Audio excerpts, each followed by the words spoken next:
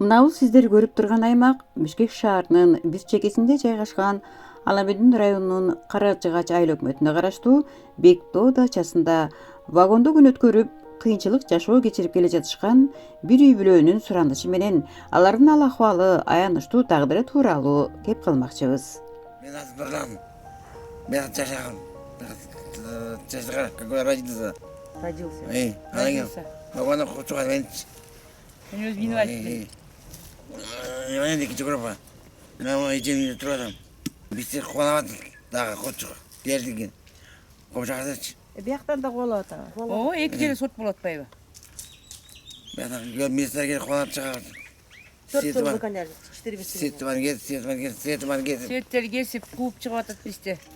Оорунун запкысын тартып, кейиштүү акыбалга келген үй ээси Нурлан Абсадыков айтайын деген оюн толук жеткире албаса дагы, ичиндеги күйүтүү канчалык экендиги билинип турат. Эртеден кечке эптеген жашоо менен күн өткөрүп, азыр көптүр алган пенсиябыз дары-дармекке дагы жетпей калат деген жубайлардын дагы бир арманы. Минтип жаш өтүп, улгайып калганда оорукчан болгонубуз аз келгенсип, үй жайсыз калганы турабыз деп кейиштүү түрдө кеп кылышты. Менин аты жөнүм Өрбаева Венера Союзбековна. Мен ушул Кара-Жыгач айыл өкмөтүнө караштуу дача Бектоодо жашайбыз. Ата-энебиз ушул жерде жашаган, ушул турган контейнер үйгө жашаганыбызга 7 жыл болду. Кайненем өлгөндөн кийин, кичүү кайнежем үйдү алып кууп чыккандан кийин ушул улуу кайнежемдин жерине келип контейнер коюп жашап атабыз. Чалым болсо инвалид, экинчи группадагы инвалид, импрессиясы бар. Өзүм болсо сахар дебет, сахар экинчи группа сахар эмесинде дебетинде турамын. Өзүм жашоом абдан кыйын. Мына кыштын күнү суук, вагон суук. Бизди болсо сот аткаруучулар, Ала-Медин сот аткаруучулар келип 4 жолу ушул жерден кууп бизди. Эсибиз учубузду билбей ушул жерде кыйналып больницага чейин барып жатып кыйналып жатабыз. Чалым экөөбүз каяка барабыз? Картайганда 60га келип калдык. Башында жакшы турмушта жашаганбыз, аягында ушинтип буктугандар бизди кууп чыгып, биз көчөдө калдык. Бул биздин жердин, мына контейнер турган жердин эки ээси болуп, экинчи киши менен соттошуп атабыз. Бизди келип, ал киши келип кубалап, бизди ит кылып атат. Мурунку айыл өкмөт менен азыркы биз жашап аткан председатель өкө ушу биздин участокты мыйзамсыз түрүндө сатып жибериптир. Сот болсо бизди акыйкаттык менен карабай, эч кандай жакшы текшерүү болбой, бизди улам эле ал тараптан болуп эле, экинчи алган киши тараптан болуп эле бизди ушул үйдөн кууп чыгып атат. Мыйзамсыз иш болуп атат. Тергөөдө дагы Аламиский ровд прокуратура эч карабай атат бизди. 7 жылдан бери соттошуп келатабыз. Чалым болсо момчуп бир буту бир колу иштебей кыйналып жатканда биз кандай жашайбыз? Каяка барабыз? Өзүбүздүн чалымдын үйүн болсо эже салып алып, аякта да коррупция болуп атат. Аякты да карабай атат. Контейнерде жашап атсак, бияктан да жаныбызды кубай кубалап чыгып атат. Сиздерден суранабыз. Урматтуу Садыр Жапаров, бизди ушул жыйынтыкка чыгарып бериңиздер. Ушу биздин үйлү чалымдын ушинтип кыйналып жатып, өзүм кыйналып жатканын көрүп турасыздар. Жардам сурайм сиздерден. Биздин ишти акыйкаттык менен карап бериңиздерди суранам. Сайыз учурунда жаңыдан ушул дачанын аймагында бирин-экин жашоочулар отурукташып, Бектоо бабаганчылар коомдук бирикмеси уюшулгандан берки мезгилде эсепчи болуп иштеп келген Орус улутундагы кошунасы калыстык сөзүн айтып, ой бөлүштү. Я тогда работала бухгалтером, это в 1914-15 годах. Вот. И Абсадыковы, вот этот участок 3,19, сделали обмен. Он был пустой, тогда уезжали в Россию многие, бросали участки, они сделали обмен. Справка эта имеется, я ее видела, и поэтому членская книжка была выписана на Абсадыкова. Фактически это был участок Абсадыковой Рахат.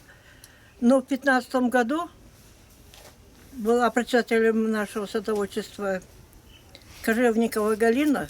Она в говоре с сельским советом сделала, продала этот участок. Там решение сделал председатель Аюл Акмату совхоза Латов. Незаконно. Мы обжаловали тогда прокуратуру, прокурор сделал отказ. И этот участок принадлежит Абсадыковой Рахат. Но ни в коем случае, как она Кожевникова продала незаконно этот участок, я не знаю. И почему до сих пор не возвращается этот участок Рахат. Нет, надо вернуть участок законному владельцу и призвать к ответственности. Почему вот судят всех, и того, и другого? Почему Кожевникову, виновника Кожевникова, почему ее не вызывает в суд? Она же продала участок незаконно. Да. И присвоила деньги за участок. Почему ее не вызывают? Вот мое пожелание, чтобы ее вызвали в суд. И спросили, почему она продала, на каком основании и где деньги. В бухгалтерию они не поступали. Если бы был закон о дачах у нас в республике, вот такого бы не было. Можно было бы сразу обжаловать, а то несколько раз обращались, а они нас отфутболивают. Мы сколько, пока мы Кожевникову посадили за недостачу, сколько? Мы 2 года боролись. Закона о дачах нету, и никто не берется, никакой следователь, никакой прокурор. Пожелание такое, что ввести закон о дачах. Чынында эле жогоруда сөз болгондой, дачадагы бул талаш болуп жаткан үй вагону менен короо жайдын ээси башынан эле Нурлан Абсадыковдун эжеси Рахат Абсадыковага катталып, тиешелүү төлөмдөрүн өз убагында төлөп, башкалар сыяктуу эле мыйзамга ылайык өзүнө тиешелүү мүлкү катары эсептеп келгендигин жана бир тууган эниси Нурлан менен келини Венераны жашап тургула деп киргизип койгон экен. А бирок кийин эле күтүүсүздөн бул үй жайдын белгисиз кимдир бирөөгө сатылып кеткендиги маалым болуп, бир туугандарды беймаза кылууда. Мен атым Абсадыкова Рахат, анан айла жок, мен ушу биздин чоңдорубузга Садыр акеге, Ташиев, Камчыбек акеге тарынып обращаемся в связи с тем, что наши судьи, говорится, стали, как говорится, им деньги дашь, они на твою сторону решат. Я, например, к вышестоящим обращаюсь, чтобы они вынесли в нашу сторону это решение. Я здесь с 89-го года, вот у меня 89-я членская книжка есть, вот она, членская книжка есть, вот здесь у меня все налоги вот заплачены, вот последний раз платили, 7 тысяч платили, вот. Году книжку получила я, вот членская книжка садовода, написано Абсадыкова Рахат Джабирхановна. Я работала охранницей, мне дали этот участок, дали. И она по самому моменту, вот с первых числе, вот в 90-м каком году, вот через башталы, сразу начали платить мы этот. С 90-го года начали платить налоги. А там раньше были, видите, 57, 36, а потом көбейіп. Бүт бар, анан кейін көбейіп, анан аяғында біз 7 000 сом төледік. Короче, каждый год мы платим взнос төлейбіз, каждый год. Садоводский взнос называется, төлейбіз. Ақырғы жолы мұнды төлегенбіз.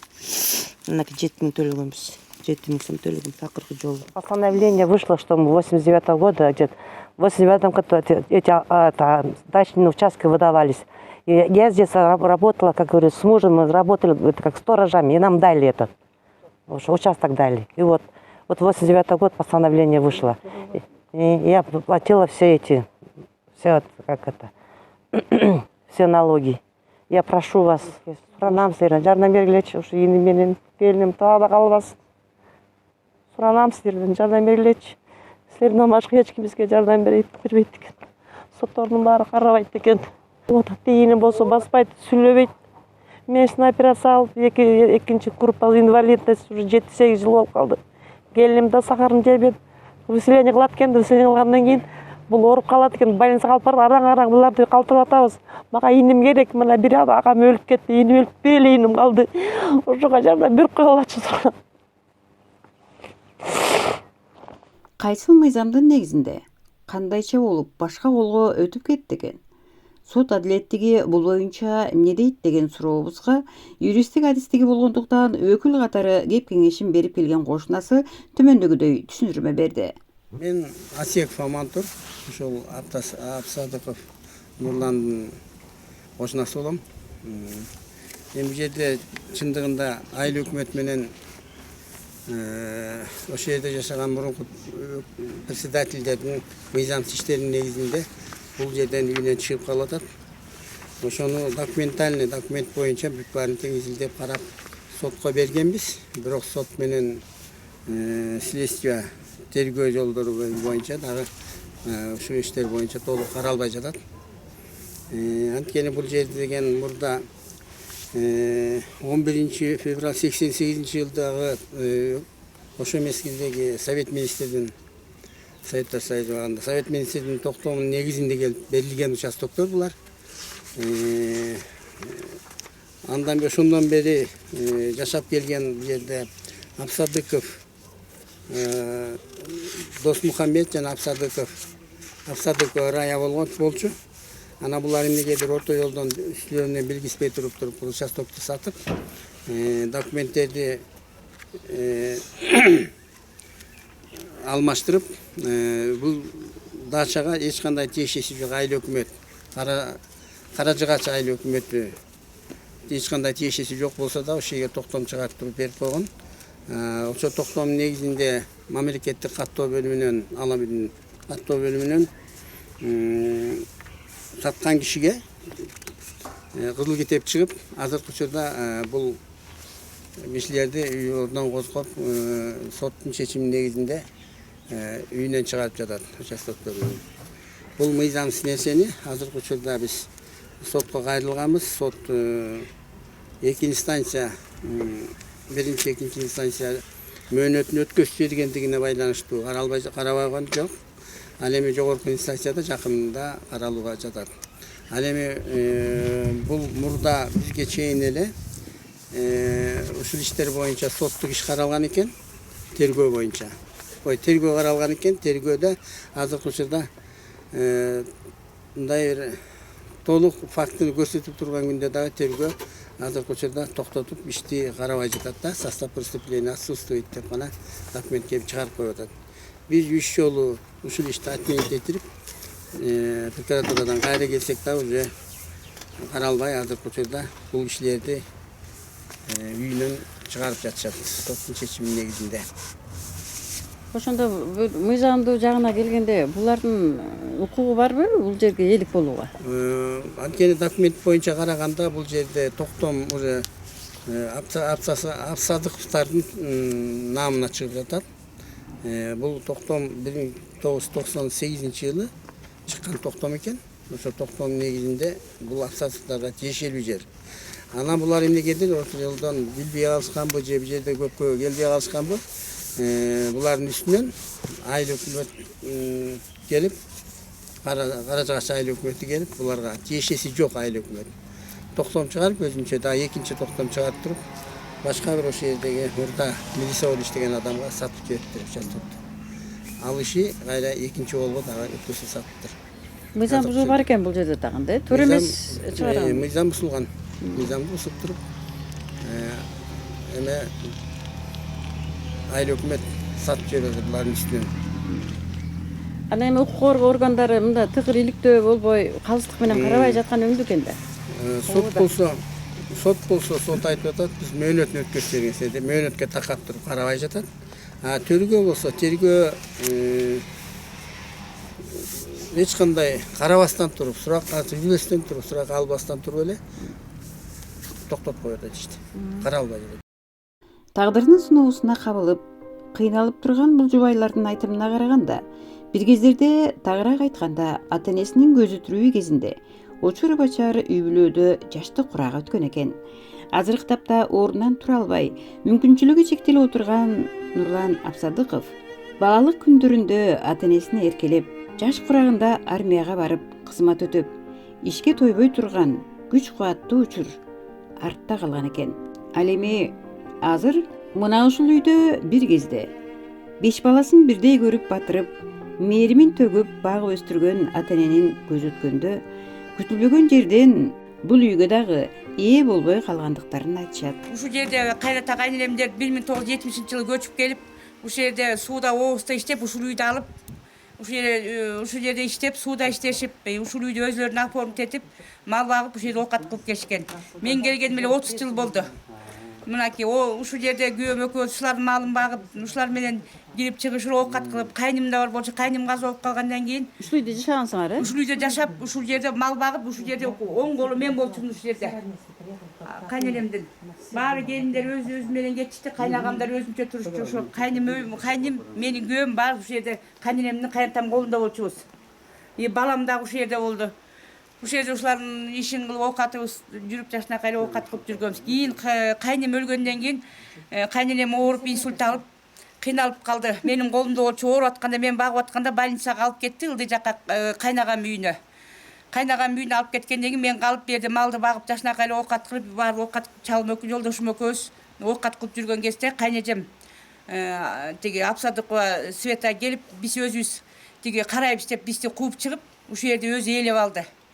Анан кийин кайненем тияктан болсо айылга кеткен бойда кайра бияка алып келген жок. Алып келбей ошол жактан айылдан эле ооруп, ошол жактан көмүп, ошол жакта калды. Биз келип кийин эле уктук ушул жерде.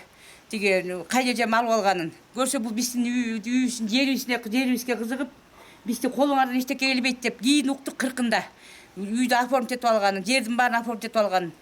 Кийин эле ошентип биз эме кылсак эле, бул меники, сен эчтеке кыла албайсыңар деп эле, колуңардан эчтеке келбейт деп эле эме кылып калды. Анан биз сотко бердик.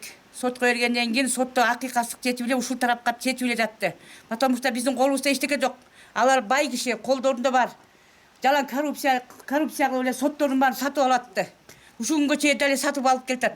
Эми болсо тууган тушкандар да келип, ушул Нурлан инвалид, бул келинде ооруп чал деп тууган тушкандын баары келип, ушул үйдү бергин Нурлан менен Венерага десе беришпей, бул үйдү сатам деп Асадыкова Света ушундай жолго чыгып атат.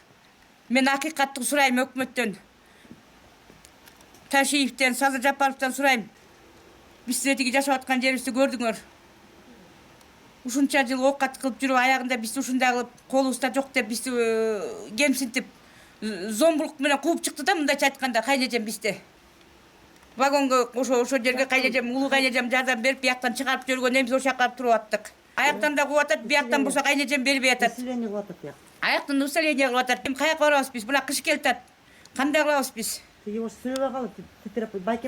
Жолдошум болсо мынакей сүйлөй албай калды уже. Мурда кичине сүйлөчү, азыр сүйлөй албай калды. Жалаң сот болгон сайын ушинтип ооруп, больницага улам кирип, улам жатып чыгып атат. Менин болсо сахарым бар, улам мен дагы башым айланып, араң эле басып жүрөм өзүм. Биз эми каяка барабыз? Ушу биздин ишибизди карап берип, өзүбүздүн үйүбүздү алып берсеңиздер абдан суранам. Эркек баланын үйү боло турган жер болчу бул жер. Кыздар эч кандай ийбейт право бул жерди алганга. Алардын үй жайы бар, жери бар. Бай турушат баары тең. 50 жыл дебейсиң, 55. 50 жыл болду ошо жолдошум ушул жерде турганыбызга. Эл журттун баары айтып атат, ушул сергиле берип койбойбу? Кандай сот сиздерди карап атат, кандай акыйкаттык кылып атат деп элдин баары, тууган тушкандын баары айтып атат ушул жерде. Суранам эл журттан, жардам бериңиздер. Суранам силерден. Мына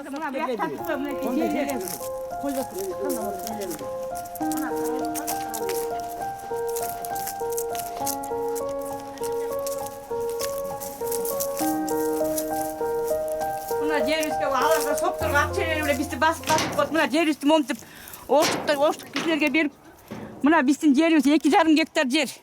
Ушул жерибиздин баарын тең ушул мынакей арендага оштук туугандарга берип коюп, үйгө киргизип койду. Чалым болсо вагонда жашап отурат. А жерибизди колдонуп тартып алып, зомчулук менен тартып алып, клубника ушунун акчасын алып, соттун баарын сатып алып атат. Мына ушул жерди, мына жерибизди алып алып, үйүбүздү алып алып, клубника айдайт мынакей, клубниканын акчасын алышат. Абдан ушул жерден пайда көрүп атышат. Абсадыкова Света биздин бүртүгандарына эч кандай эме кайрымдуулук жок. Бизди өлүп калсын деп атат. Мен чалымды өлүп калса ушул жердин баарын элеп калайын деп. Өлүп калсак эмеги жерге калабыз. Бирок ошол бүртүганына кайрылбаган ушундай барбы эл журт? Ушинтип бүртүган ооруп баспай жатса, ушинтип жерибизди, үйүбүздү алып биз көчөдө калдык. Жардам берүүңүздөрдү суранабыз сиздерден. Эл журтум, жардам бергиздер. Кыргызстан. Эл журтка кайрылам. Мени көрүп жаткан адамдар ушунча өмүр бою ата-энебиздин колунда, кайненемдин колунда оокат кылып жүрүп, аягында бизди ушинтип күйөөм экөөбүздү көчөгө чыгарып койду. Бул эмне деген сундук? Эл журтка кайрылам, жардам берүүчү суранам.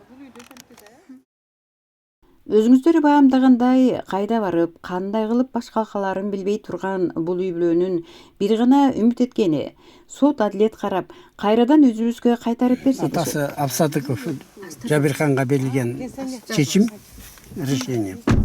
Участок 2,5 гектардыкы. Азыр койт.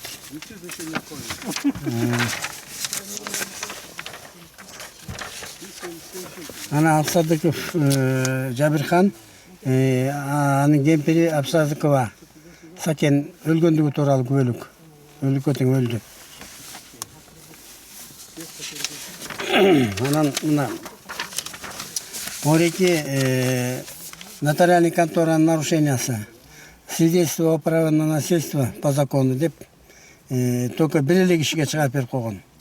Оорулуу киши ошондо эмне жазып аткан, эмне кол коюп атканын да билбестен кол коюп берген экен.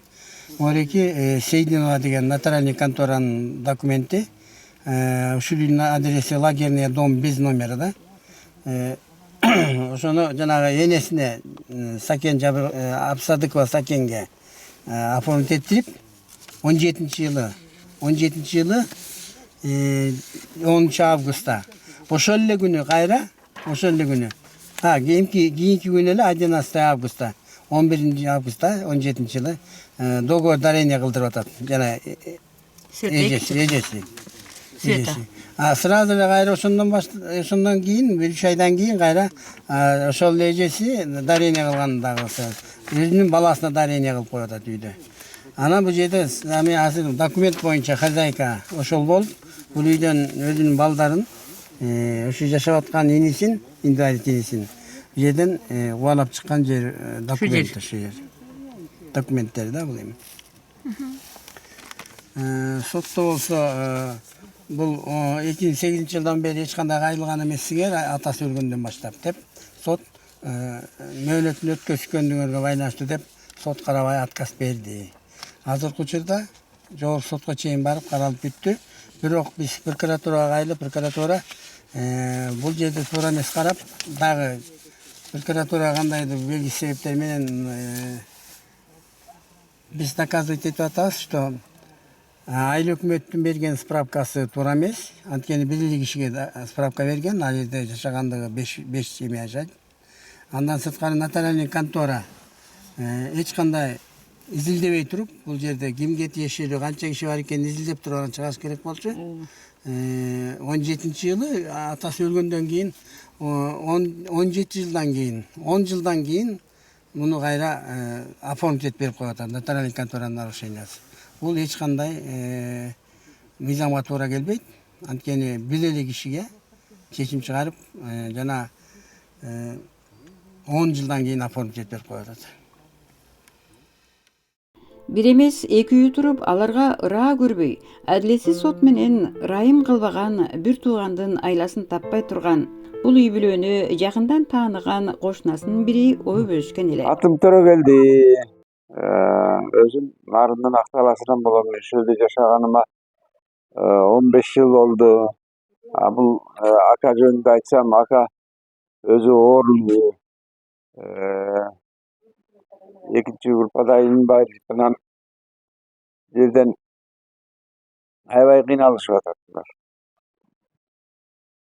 Бир тууганыңды жакшы эле карайсың го, бир тууганым жакшы болсун, бир тууганым эме болсун, элдей жашасын деп. Буларды карабай атат, эмне болуп атат. Акча менен дүнүйө артта эле калат эми. 5 метр болотнайды жамынып барыбыз эле кетебиз да. Ошону ойлошпойт да булар. Ойлосо ошо бир тууган детип кыйналып, мустак тамда, караңгы тамда жашаганы туура эмес эле болуп атат. Ата-энеси аябай кыйын киши болчу деп укуп, апасын көрдүм мен. Таянып алып тиги койлорун айдап, тим эле заңкылдап, аябай кыйын киши болчу апасы. Кийин эле ооруп, анан каза болуп калбадыбы? Анан апасы булар апасы барда жакшы эле жүрүшчү, анан апасы өлгөндөн кийин эле ушундай болуп калышты. Элдин баарысы эле көрүп турат эми туура эмес кылганын. Тиги эжесинин туура эмес кылганын элдин баарысы көрүп турат. Баарысы эле айтат мен сыяктуу эле. Туура эмес кылып атышат да. Эми алардын оокаттары, эмелери, үй жайлары бүт баарысы бар. Аларга эмне керек ушу сарайдын билбейм да. Жогоруда сөз болгондой, жашоодо эң эле табылгыс, баалуу ата эне бир тууган экендигин баалай жүрсөк гана. Ата канат кайрымдуулук, боорукердик, адилеттик болсо, ушул эки адамга баш калкалай турган бир бөлмө табылып калар. Ал эми сот адилеттигин көзөмөлгө алчу бийлик өкүлдөрүнө үнүбүз жетсе экен деген үмүт менен турган каармандарыбыздын кайрылуусу менен көрсөтүүбүздү аяктамакчыбыз. Суранам сіздерден жардам бергилечи, ушу ийиним менен келиним таада калбасын. Суранам сіздерден жардам бергилечи. Сіздерден башка эч ким бизге жардам бербейт экен. Соттордун баары карабайт экен. Ийиним болсо баспайт, сүйлөбөйт. Мен операция алып, экинчи группа инвалидность уже 7-8 жыл болуп калды. Келиним да сахарын жебейт. Выселение кылат экен, выселение кылгандан кийин бул ооруп калат экен, больницага алып барып араң буларды калтырып атабыз. Мага ийиним керек, мына бир агам өлүп кетти, ийиним өлүп эле ийиним калды. Ошого жардам берип койгулачы. Жардам бериңиздер суранам. Чалым экөөбүз каяка барабыз? Картайганда 60га келип калдык. Башында жакшы турмушта жашаганбыз, аягында ушинтип бир туугандар бизди кууп чыгып, биз көчөдө калдык. 7 жылдан бери соттошуп келатабыз, жыйынтык жок, сот тараптан эч кандай бизге жардам жок. Соттун баары туура эмес чечим, коррупция болуп атат бул жерде. Урматтуу Садыр Жапаров, бизди ушул жыйынтыкка чыгарып бериңиздер, ушу биздин үйлү чалымдын ушинтип кыйналып жатып, өзүм кыйналып жатканын көрүп турасыздар. Жардам сурайм сиздерден. Биздин ишти акыйкаттык менен карап бериңиздерди суранам. Мен жогору жактарга кайрылган себебим ушул эки баш киши, экөө тең оорулуу адамдар, экинчи группадагы оорулуу адамдар. Ушулардын тагдырын туура карап, ушул жерден мурунку жашап жаткан адамдар болгондуктан ушуларды ордуна калтырып бериңиздер. Жана ошон туура чечим чыгарттырып бериңиздер.